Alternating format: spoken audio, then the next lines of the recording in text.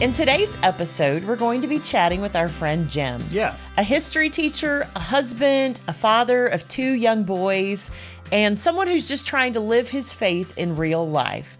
Welcome to the Beautiful View podcast, where we encourage you to look for opportunities in your life to see a beautiful view. I'm Candy. And I'm Paul.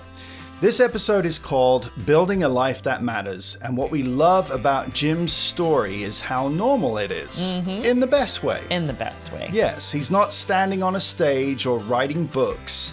He's grading papers, packing lunches, showing up for his family, and trying to follow God in the middle of it all.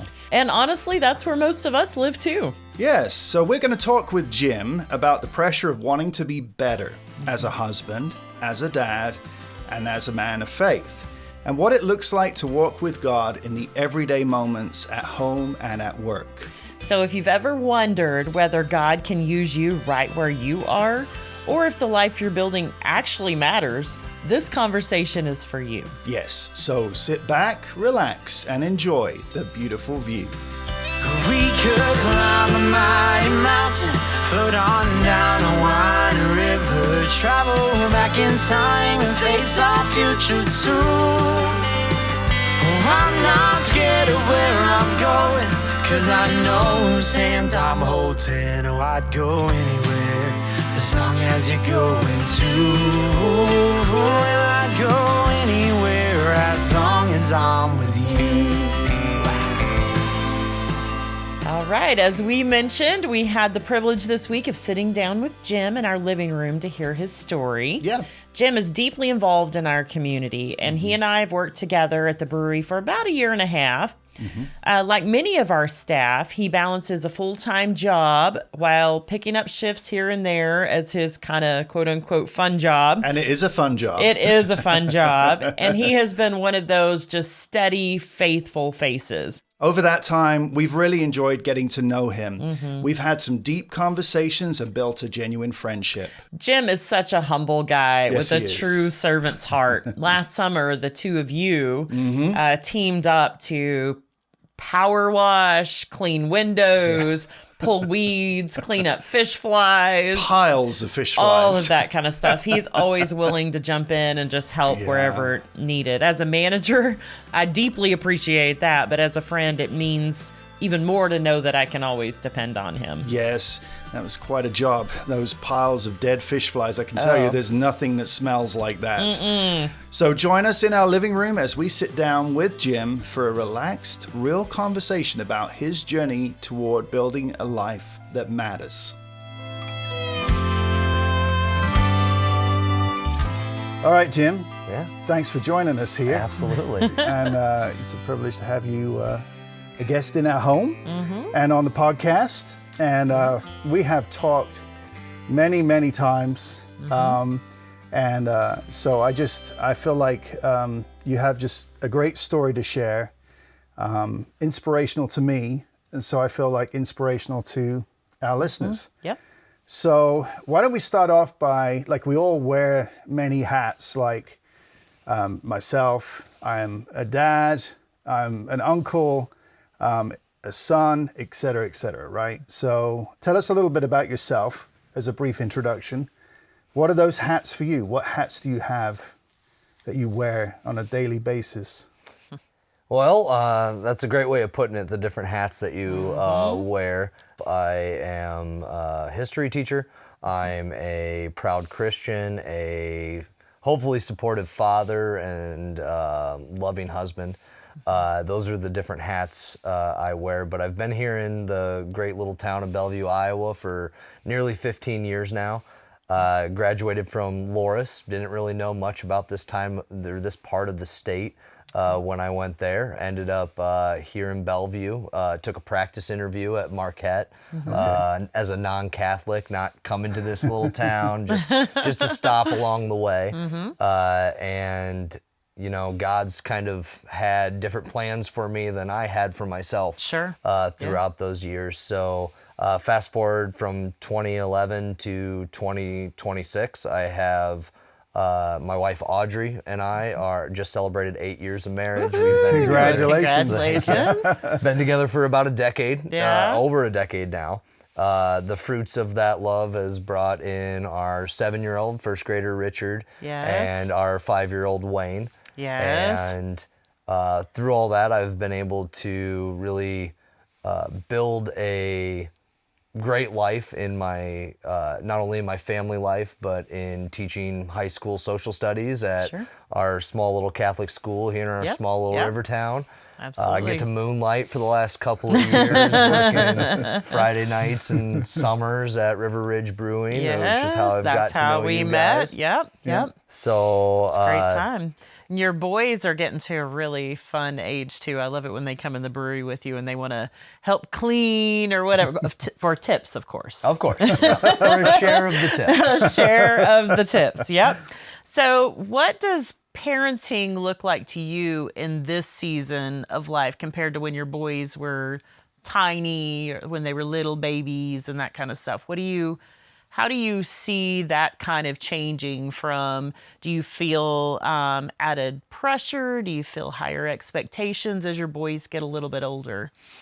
Yeah, How so old are your boys? They're 7 and 5. 7 and 5, okay. So, like you said, very fun age Yes, right now. yes, absolutely. This summer is really when we turned a corner, kind of, in that they're not so little anymore. You're not Right. necessarily hovering over them. Sure. Make sure that they're not going off this ledge or doing this thing Right, wrong. right. Get to play a lot of baseball and play and throw the football around and do the fun things that as a young father you kind of dream of having with your Sure. sons. Sure. I don't have to tell you guys this. Fathering a son and fathering a daughter are two Very different. Very, similar very yet different. incredibly different Yes, experiences. absolutely. Yes. Yes. And Absolutely. having two boys, with all the energy and rambunctiousness of their father, but also having a lot of the great qualities of Audrey, my wife, and her family. I see all of those different mixing go in. But as far as them and how parenting is different now, they're little men. Yeah. It really puts, as you say, added expectations on, which is good. Yeah. But it's not me just being always their protector now. Sure. It's about, letting them fail. And that's such a hard thing to do It as a is. parent. It is. I agree. To look at them and know this isn't going This to is go well for this is you. where That's you're how heading. they learn, though. But guess That's what? how I'm they learn. excited to see how it turns out. Absolutely. And I'm sure that you see a lot of yourself coming out in them. It's like looking in little mirrors, and you're like, oh dear. Okay. So you're like, I'm sorry, Audrey. Yeah, so Richard loves doing this thing when he works with me at the brewery where he gets our little dishwashing stool yes. out and belly flies across. And you don't realize when it's empty, but when there's people there, it makes a lot of noise. It's pretty distracting. And I've had that kind of look before, like, what does he think is so fun on that? But thinking back to me 30 years ago, I know exactly why. You know that's so exactly fun. what that. So you wait until everybody leaves and you close the door and you do it? Yeah. Oh yeah. Yeah. There's so much space for activities on that. Yeah. That's funny. Yeah, but they're little men, and I think there's a lot of pressure on young families, young parents. Sure. You guys, I'm sure, were there, where you want to be perfect. Yeah. Not that there's any perfect parent, but you put that weight and that expectation on yourself. And as they start growing older, I think one realization that's really been strong for me is that in the moment, what the things that are going wrong, them skidding across the brewery, them taking a golf ball and chucking it across, or them climbing on a roof while we're watching a basketball game, which happened this weekend. They figured out that they could get out their window, and they're on the roof of the garage. Okay. Those types of things, you take less in stride and start realizing, what's the foundation we're running here? We don't want to see this continue into your late or your later elementary years and into those middle school and high school years that are going to be trying for sure for Audrey and me as parents. But I think just seeing them as the little men that they're going to grow up to be, seeing them in the overall story that will be their life, that realization and that way of looking at it tends to make some of the harder moments seem a little easier, Yeah. but also tends to give you a little bit more conviction and resolve when you're like, I got to put my foot down here. Like, this is not us. Yeah. This is not how we act, or this is not what I want to see out of you in your future. Sure. Yeah. So I know in our conversations, you have, and we can already tell from what you've said so far, like that responsibility of being a dad is something that you take very seriously. I mean, of course, have fun and you do, but that there's a certain degree of seriousness that we as dads all should have. Where do you sort of like set that standard for yourself? Where does that come from? That seriousness about being a dad? So I think at its core, it comes from my father. My dad, a little bit about him, he passed away in 2019. Happened to pass away 48 hours after my first son, Richard, was born. Oh my gosh. So going into that stage in life, you talk about stages of life and your different chapters as you turn the page. I was turning a major page at that time in 2019. Middle of the polar vortex. Yes, I like to yes. joke. So Richard was born at 9 p.m. It was negative 77 degrees with a wind chill at the time.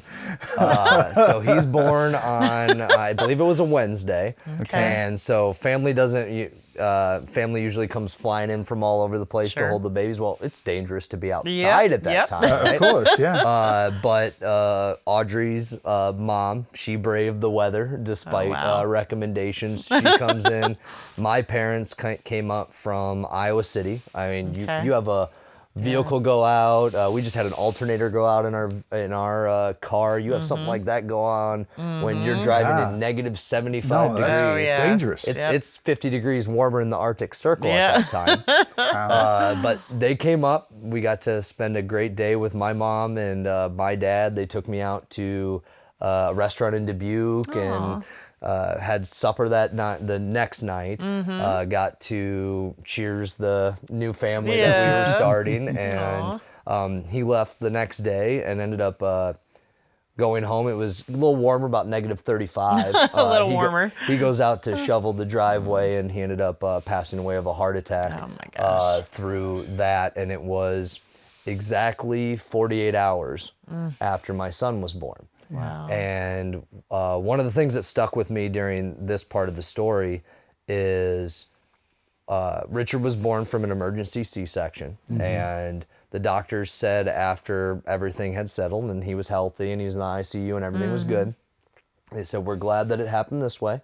We know it wasn't the goal that Audrey and I had in our birthing process, but they said he would have been holding on for 48 hours before he was born. Okay. Wow. And so then to get the call literally 48 hours later from my mom, I was devastated. Obviously, I collapsed. It was to have a 59-year-old man that was just healthy and just in the hospital, and just seeing you the day before or that day of was devastating. Sure.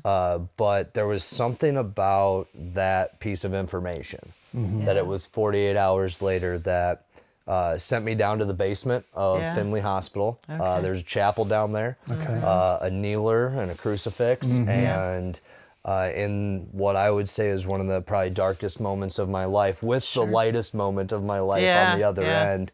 My father, and the gift he gave me was his faith. Yeah. It was that when things seem insurmountable, when things feel like life has thrown you a curveball that you just won't hit, you go to the cross. Yeah. That's And good.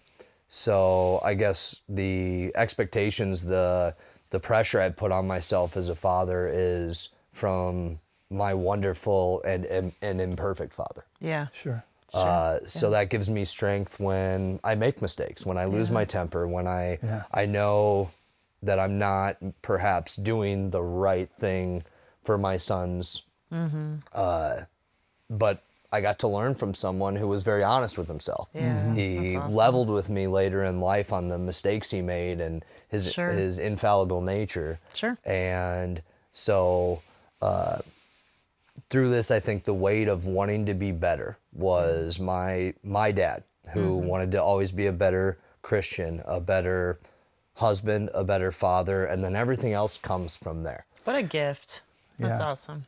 I think that, often as men, we think about all the times where we screwed up.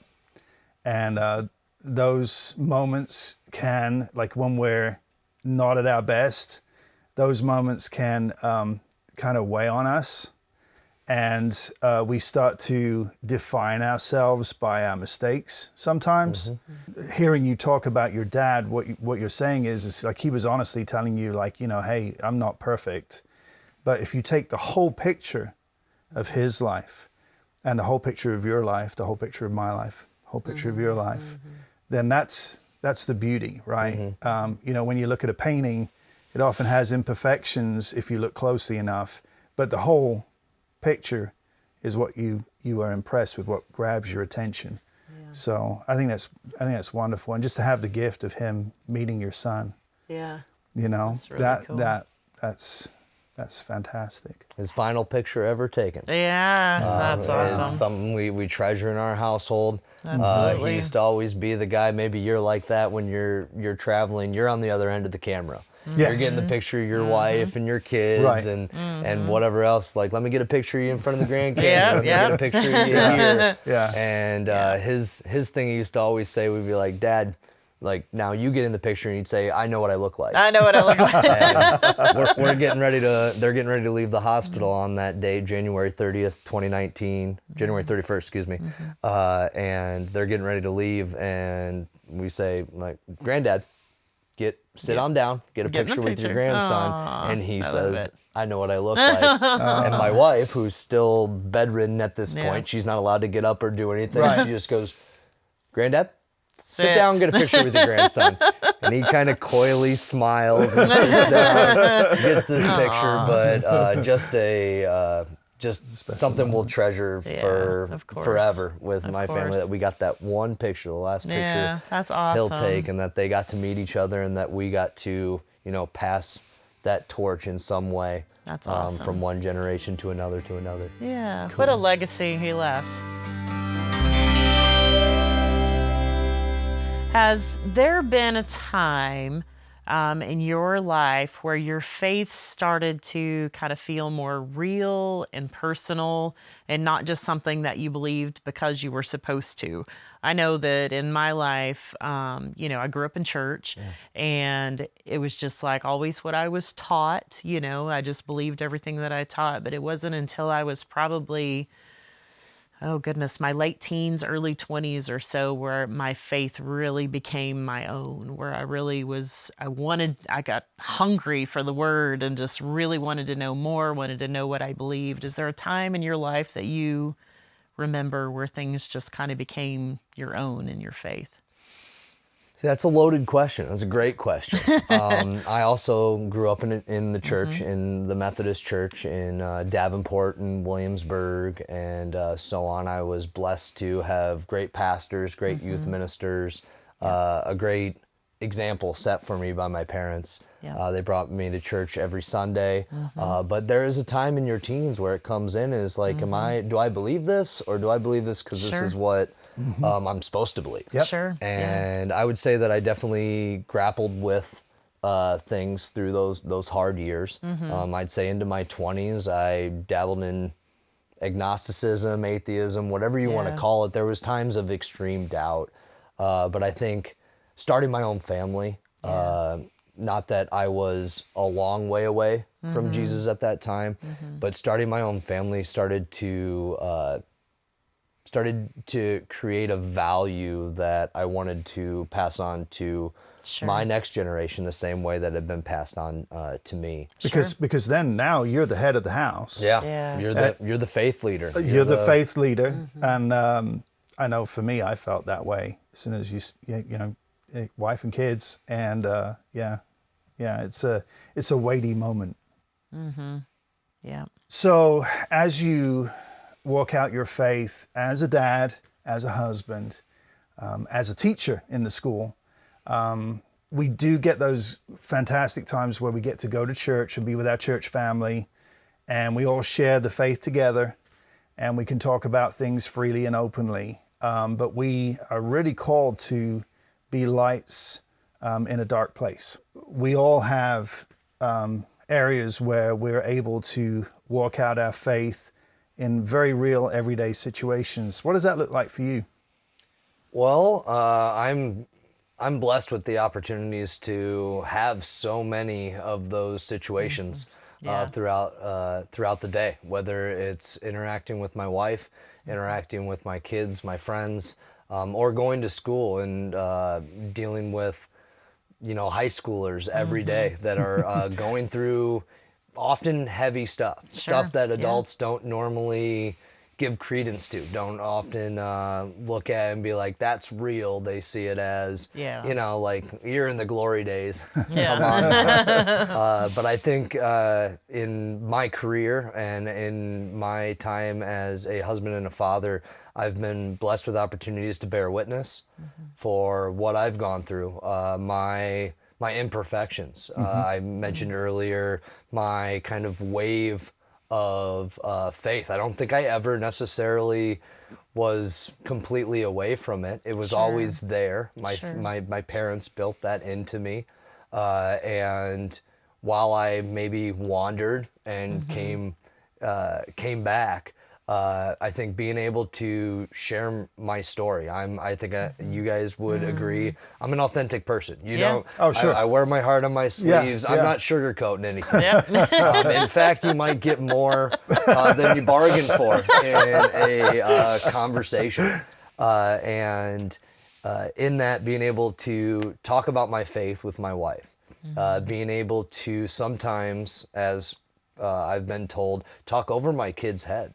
I have children. I am so blessed to have the boys that I have. They are crazy. They will be the end of the hair that I still have up here soon enough. But I think they have a spiritual identity that is sometimes years above them, above where I might have been at that point. And just being able to talk to them sometimes like they're just little adults. Yeah. Like I'll say things to them where I'll think afterwards, just like, they didn't get any of that. A lot of times kids understand more than you think they do. Yeah. With that stuff. So. So just being able to talk about the struggles in life, to be able to teach them how to pray, to teach them how to talk to God, to teach them that they have guardian angels in their granddad Jim and their Papa Ron and those people that are there with them, that are looking over them, that are praying for them, that are trying to bless and support them in their future. I think walking out my faith can look so different day to day and from situation to situation. Depending on the context you're in. Depending on the context. Yeah. But the Which last could be few years. School, the brewery, lots of different contexts. The last few years I've become more confident in being able to do that, being able to come out of a shell that most people that know me wouldn't have realized was there. Yeah, Right. that's awesome. And just, being able to talk about the greatest story ever told, the story of Jesus, and how it might relate to us here 2,000 years later with our smartphones and our social media and all the craziness around us, and that there are lessons that are there, that are relatable, that are relevant to our lives, and that our Savior wanted us to know. So we all have areas where we feel like we could improve on ourselves, right? So be better, whatever. What is one area right now that you feel like God is stretching you or working on you? Is there something like that? It would probably be in all the different hats I wear. It would probably be my reactionary tendency, rather than responding. Okay. I tend to be very passionate in what I believe in. Sure. In that I can I'm very aware of my personality and who I am, I think, at this point in my life. I can be abrasive. I can come off as aggressive. I've never seen that side of you, Jim. Well, hopefully you don't. No. But at times when I want to stand up for something, and it could be in a variety of different things, I have prayed to God to guard my sharp tongue. Okay. To maybe let me step back, take a deep breath, go into gentleness and self-control. Okay.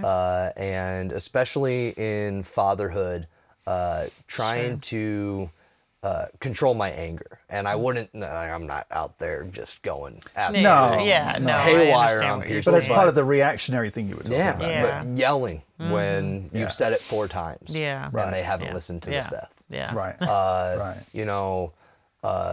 Not being aggressive, but being loud and intimidating at my children who need me to breathe life into them, that need me to show them the patience that really I'm called to give them. Sure. And I think that's probably one thing I've really struggled with in my 7 years of fatherhood. And I like to think in the last few years, with some growth that I've done, I've been able to move away from that. I had to make peace with a lot of the things that had happened within my story. It took me 3 years, I think, to make my peace with God about losing my dad. Yeah. And coming out on the other end of that, and then being more intentional, more focused on just my everyday interactions with my children, with my wife, with my family, with the people that I work with at the school or at the brewery. Sure. These are things that I still struggle with every day, and I pray on and hope that each day I get a little bit better. Yeah, love That's it. good. Yeah, that's good. So being a husband and a dad can be difficult sometimes. I know, like you have younger kids, and we have older kids. And there are definitely different challenges with both age groups. And then you add to that list that you're a teacher as well. Do you have moments where you think to yourself, do I even know what I'm doing here? I mean, like the reality of the situation maybe strikes you and you're like, what is the right path forward here? Are there ever times like that for you? Or? Absolutely. I'd say every single day. Some days it's all fatherhood, some days it's teaching, some days it's being a husband.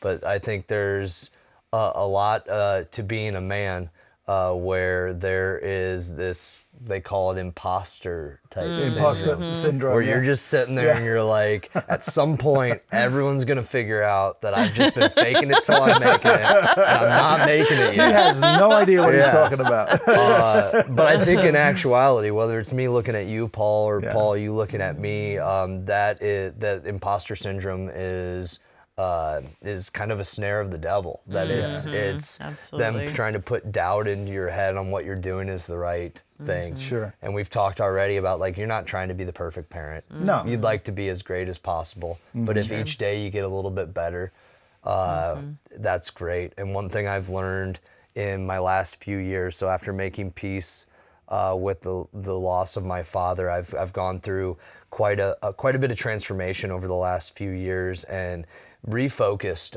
my energy, and realized that I was for a while trying to go bottom up. I was trying to be a good friend, a good teacher, then maybe a good father, then maybe a good husband, and at the end, if I could be a good Christian too, that would be good at times of difficulty. But when I was able to flip that around and go top down, and be like, if I can get my life right with God, if I can get my walk with Jesus right, then that's going to make me a better husband. Sure. And if I can be a better husband, I'm going to see God in my children, and I'm going to treat them with grace, and I'm going to be slow to anger, quick to understanding, and I'm going to be a bit better father. And if I can be the best father that I can be, I'm going to be a pretty darn good teacher. Yeah. And I'm going to, even if they're 10, 15 years older than my kids, I'm going to be able to positively impact their lives. Sure. And if I can be good in my 9 to 5, well, 8 to 3 or whatever. I can be good in my day job, then I can be a better friend.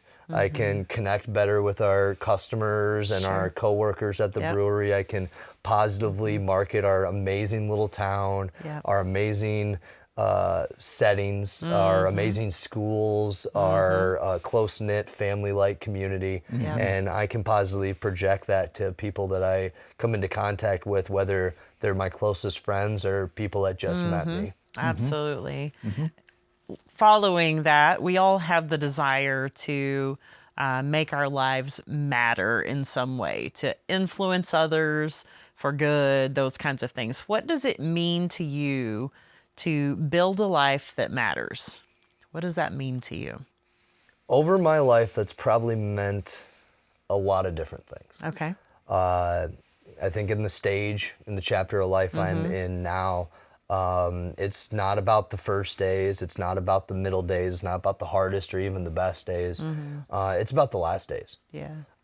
It's about seeing my children through so that when they lose me, that when they're dealing with that, they go to the foot of the cross. Sure. That they go to prayer. That they grapple with extreme loss the same way my father taught me to grapple with that.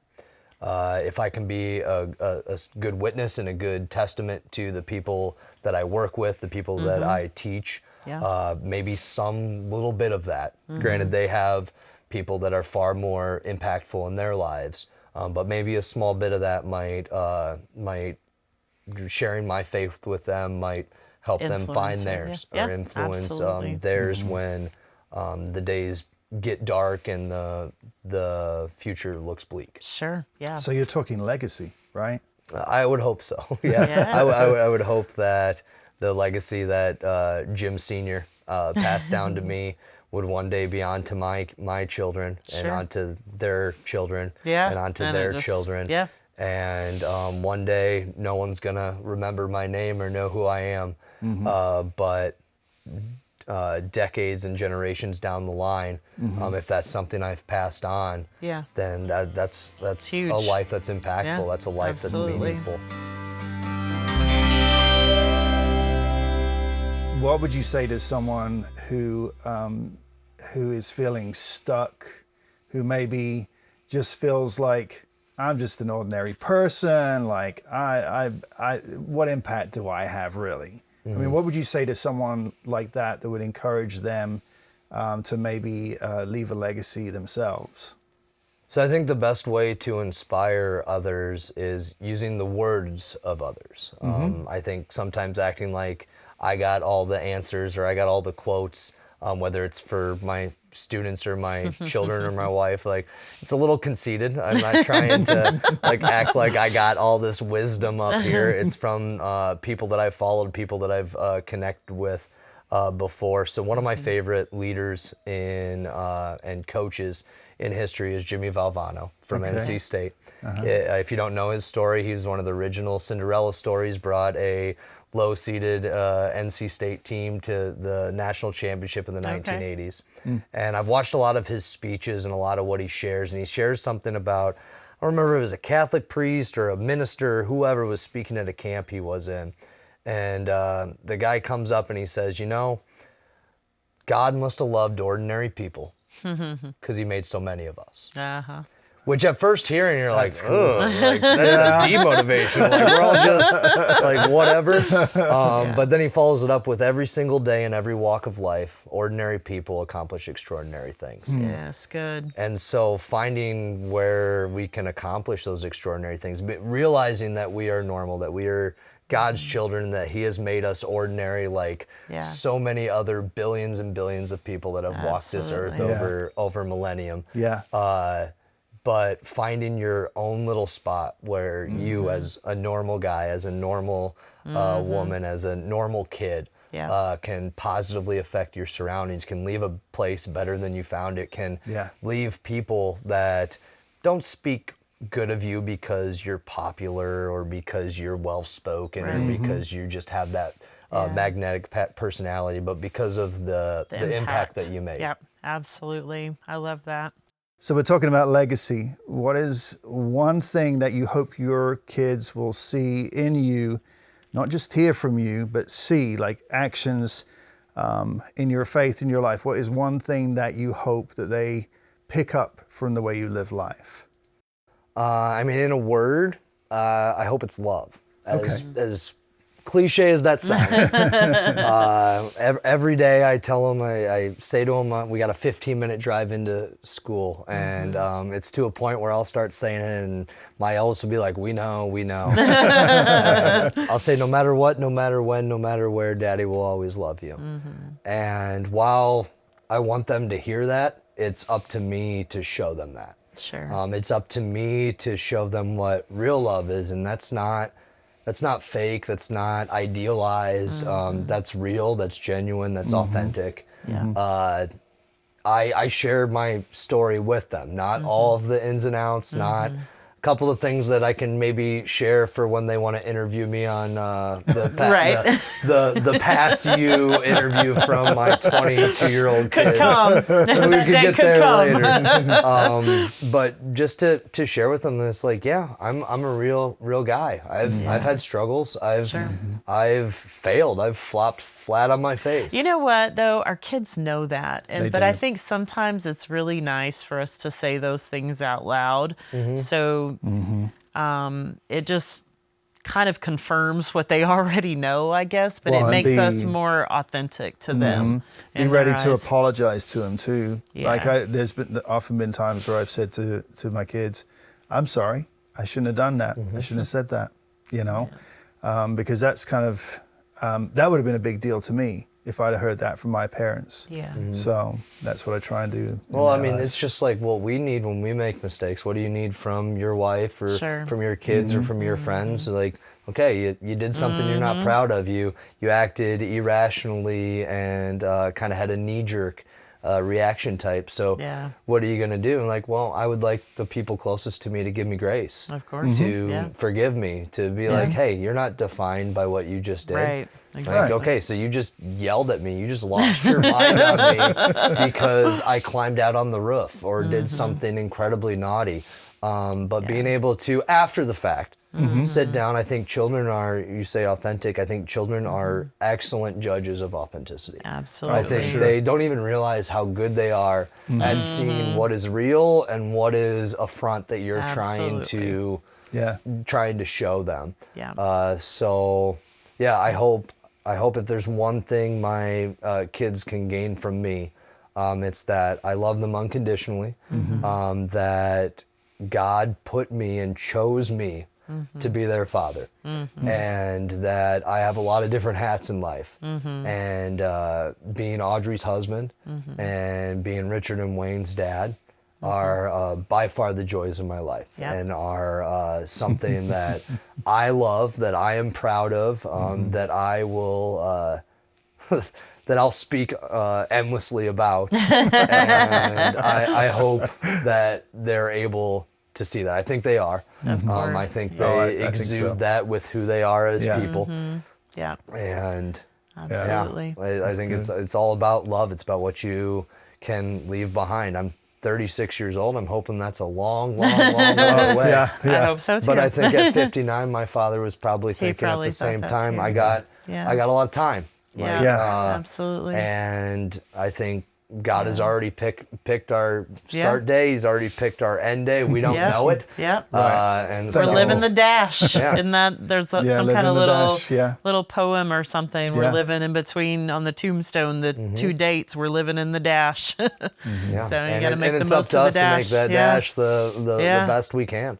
Absolutely. We had a visiting priest here this week here at St. Joe's, and he talked about eternal life, and it really got me. Sometimes you can kind of hear that, your mind can wander or whatever else, but he said something that really stuck with me. He said, maybe what we're doing right now is literally a part of eternal life.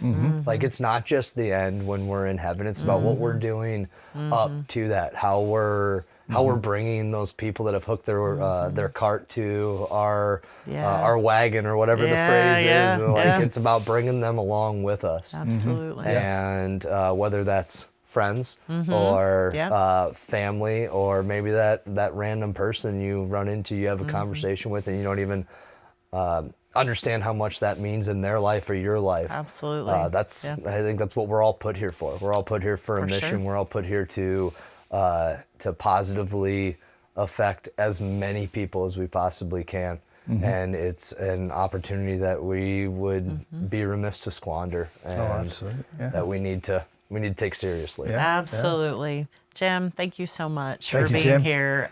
We so appreciate you sharing your story with us, and appreciate the time that you've given us, the insight that you have.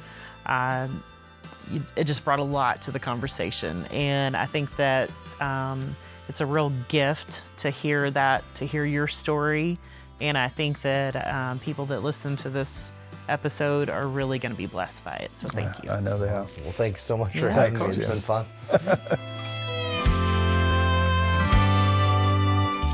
What we love about Jim's story is that it reminds us that a life that matters isn't built in big, flashy moments. It's built in faithfulness in the small things. Yes, it's built in showing up for your family when you're tired.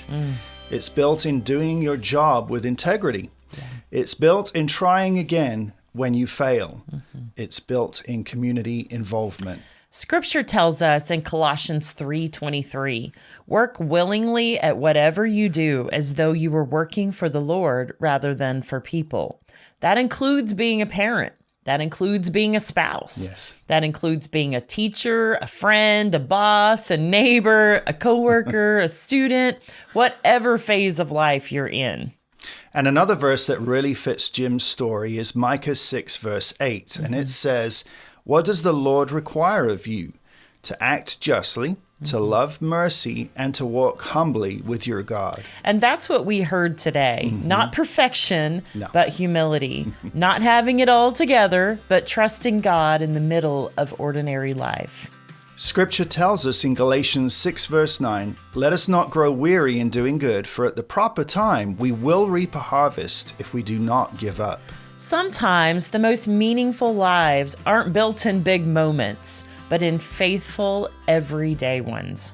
So wherever you are right now, whether you feel stuck, unnoticed, or unsure, we hope this episode gives you a beautiful view of what God can do right where you are. Thank you for joining us today. Our hope is always to inspire and encourage our listeners. So today we want to remind you that the life you're building right now matters more than you probably realize. Whether you're showing up for your family, doing your job the best you can, or just trying to take the next right step in your faith, God sees it and He can use it. So here's our challenge for the week. Are you ready? Yes. Pick one ordinary part of your life, your work, your parenting, your marriage, or even just your attitude, and intentionally offer it to God.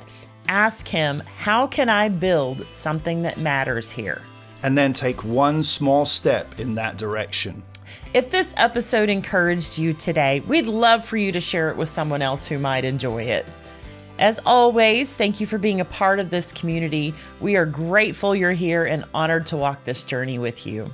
If you like what we do here at the Beautiful View podcast, you can show your appreciation by becoming a supporting member for only $5 a month. Your support helps cover our production costs. The link for you to sign up is in our show notes. Also, be sure to follow Beautiful View Podcasts on Facebook, Instagram, or TikTok. Those links are also in our show notes. Yes, and at the end of each episode, we like to find out what the next one will be about. So what's it going to be next time, Candy? Well, we're going deep in our next episode. Yes, we are. Deconstructing without destroying is a conversation about asking hard questions without walking away from your faith. We're going to talk about church culture, then and now, what actually triggers deconstruction, and what this journey has looked like for us personally. If you've ever felt tension between your faith and church, you're not alone, and this one is for you. Thank you once again for joining us today. We hope you have a great day. And remember to always keep an eye open for opportunities in life to see a beautiful view. We'll see you next time. Bye. We could climb a mighty mountain, float on down a winding river, travel back in time and face our future too. Oh, I'm not scared of where I'm going, 'cause I know whose hands I'm holding. Oh, I'd go anywhere as long as you're going too. And I'd go anywhere as long as I'm with you. Yeah, I'd go